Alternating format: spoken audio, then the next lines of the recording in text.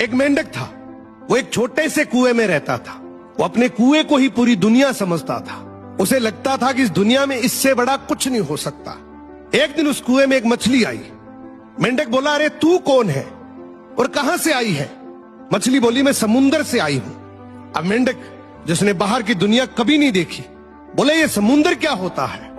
मछली बोली, समुद्र एक विशाल पानी का भंडार होता है जिसमें बहुत पानी होता है। मेंढक ने एक जोर से कुएं में छलांग लगाई और बोला, क्या इतना पानी होता है तेरे समुद्र में?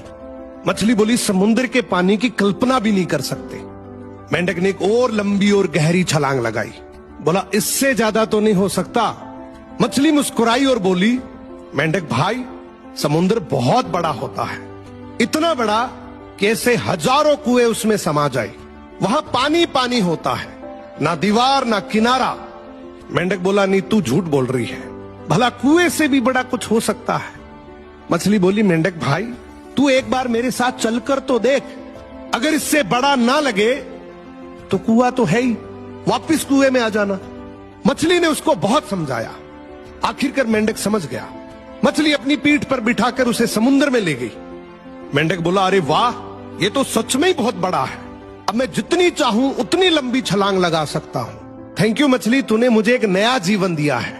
अगर तू ना होती तो शायद मैं अपनी पूरी जिंदगी उस कुएं में घुट घुट कर बिताता। इसी तरीके से इस दुनिया में बहुत से लोग हैं जिनकी सोच जहां से शुरू होती है वहीं पर ही खत्म हो जाती है।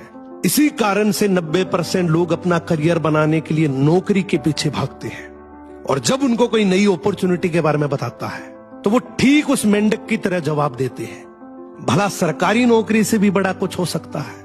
अगर इस स्टोरी से कोई गहरा मैसेज मिला है तो कमेंट जरूर करना।